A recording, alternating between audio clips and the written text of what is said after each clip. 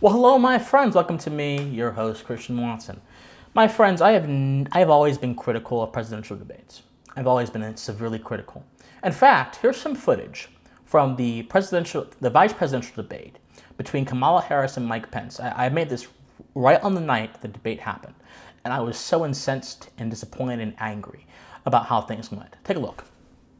This vice presidential debate highlights the differences between the dichotomy in American society, between images and substance. Oftentimes, people look at an image, look at the surface, and they will conclude the value of a particular thing because of how it looks. Conversely, some people will look at a substance and not pay any mind to the appearance and be blinded to that. You have to have a kind of both. But unfortunately, right now in American society, it is in vogue to look at appearances over substances. If I have a book here about Grover Cleveland, the title of the book looks pretty nice. It looks pretty, it seems pretty descriptive. But if I open up the book, and this book had several sentence fragments and so on and so forth, and it's a good read, but it could be executed much better. That's the substance of the book, what's inside of the book. This is the appearance. It looks very nice, but this tells you nothing about this. Okay, so as you guys saw there, I was quite worked up. But I wasn't worked up just because there were two people or one person in that debate that upset me because of their political positions. I was worked up because that debate was occurring on the foundation of a position that is so integral to the preservation of the American ethos. It shouldn't be, but it is, and that is the vice presidency and ultimately the presidency. I was upset that two people who were vying for a position that could essentially decide which direction this government goes, if it affirms our foundational principles or not, were so engaged in talking point behavior, were so engaged in ad hominems and non sequiturs, were so engaged in violating the laws of logic, were so engaged in things that are so childish and infantile. And unfortunately, this kind of behavior is fundamentally reflective of presidential debates at large. And so when the RNC announced over this past week that they would no longer be participating in the Commission on Presidential Debates' events, unlike many other people, I was actually quite happy. Now, this does not mean they won't be doing debates. The RNC will be doing their own debates. They'll be self-regulating their own debates. So they will be doing debates still, but it'll be on their own platforms. But what I saw when I saw their announcement, I saw one of the biggest platforms for presidential debates get a black eye. And I appreciated that immensely. I appreciated it immensely because presidential debates, by and large, are not debates. Rather, what they are, they're glorified rhetorical jousting sessions. They're glorified rhetorical jousting sessions in which both candidates are mascots, avatars of their respective position.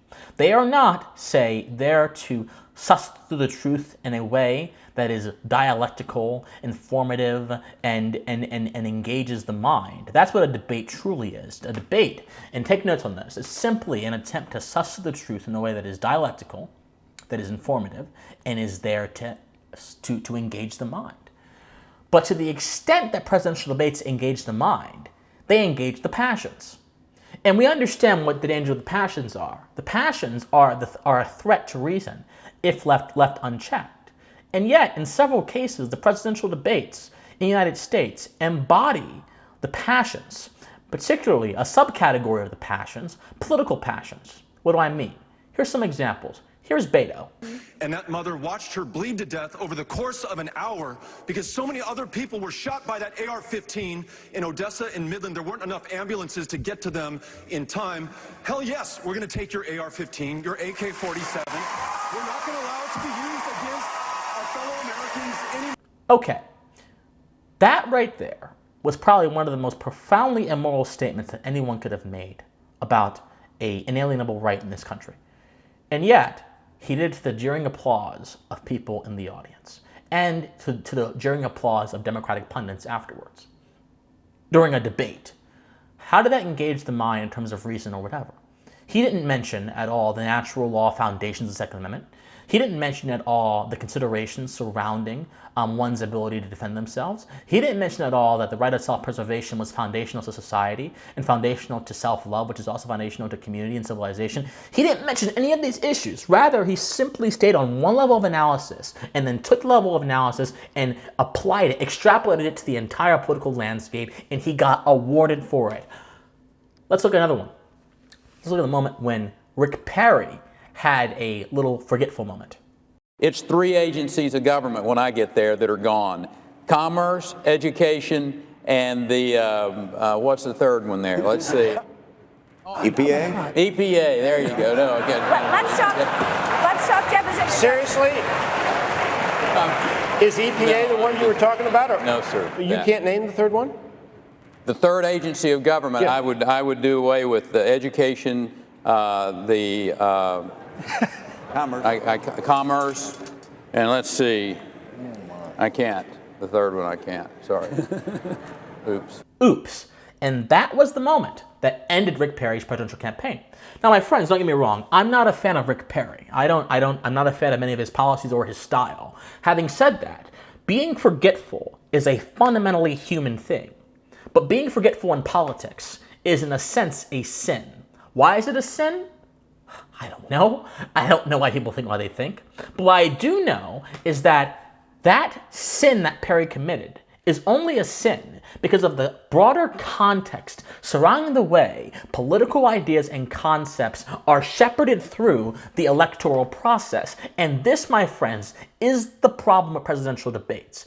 Presidential debates, being a presentation of mascots, not, say, a presentation of ideas, is fundamentally concerned with how things appear as opposed to how things are. And that is rhetoric. It is fundamentally concerned with how things sound and appear to certain demographics than concerned with the fundamental truth of any matter. And politics, my friends, is not a game of appearance. Politics is a socio-ethical process upon which the foundation of our nation rests, and upon which, given how big the government has gotten over the past 100 years, the foundation of our lives, or rather the ability for us to live our lives without unjust inhibitions, rests as well.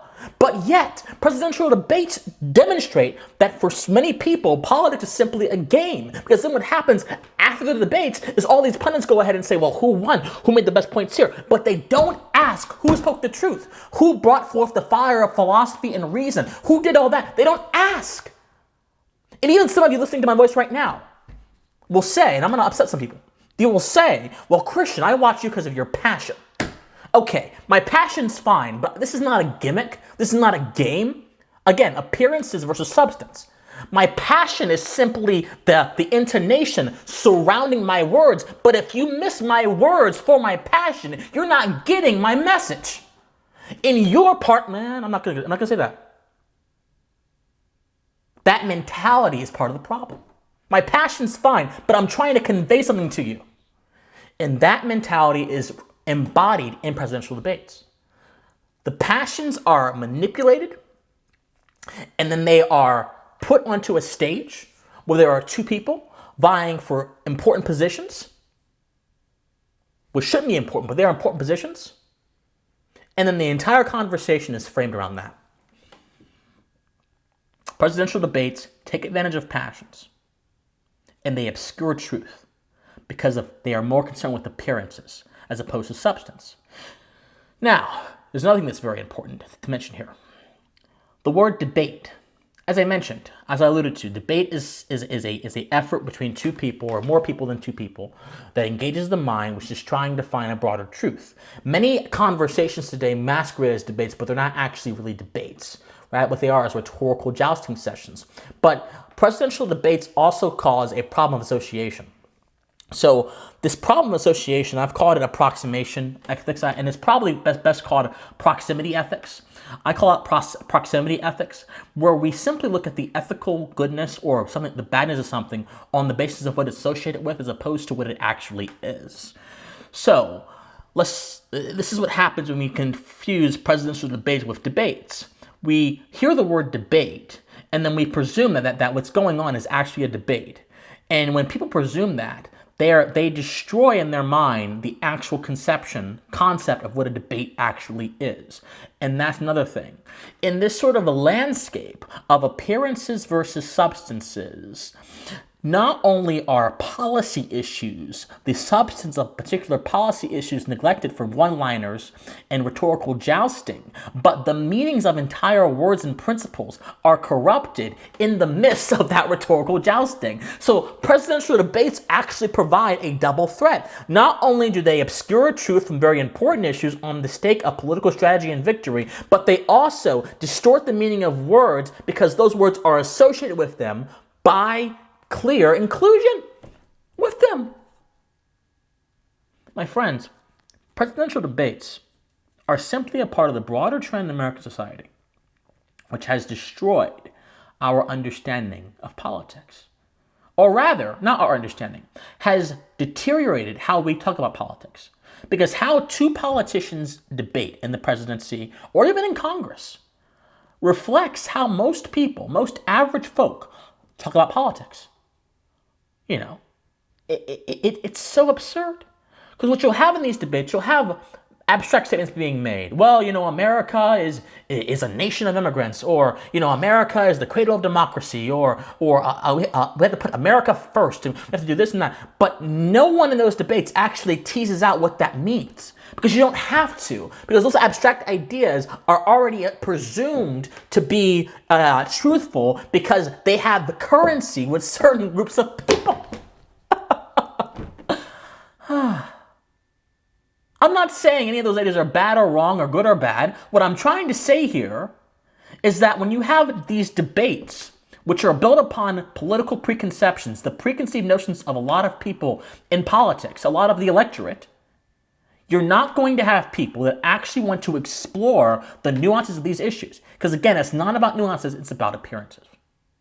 So my friends, in that sense, if we want America's foundational ethos was built upon truth. The founders fought, they formed factions, the Federalists, the Anti-Federalists, and their attempt to formulate the founding documents of this country. And then after the Constitution was founded, they fought even harder.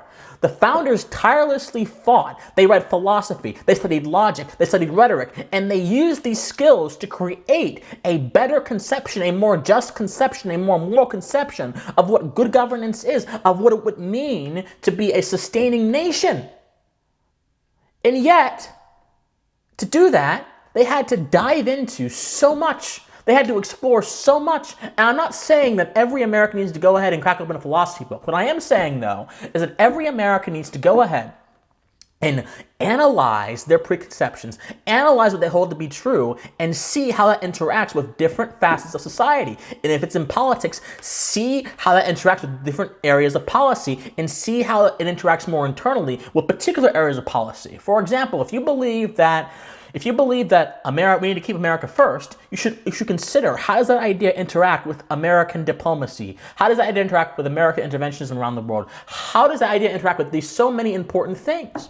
But if you're so steeped in your preconceptions, you just want to hear that trigger word, America first, you're not going to do any consideration beyond that idea. And the same thing is true of this nation of immigrants stuff.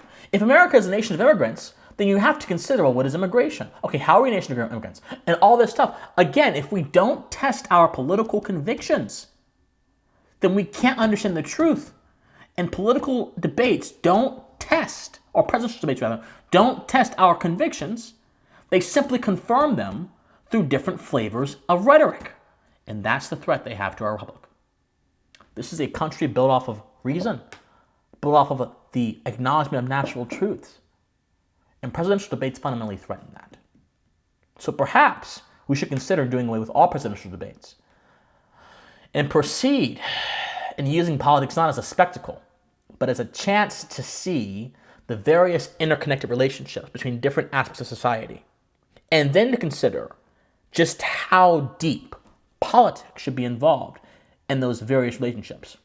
As the great Albert J. Knox said, when the government gets involved in social relationships, it reduces the power of people in society to affect change, to do things.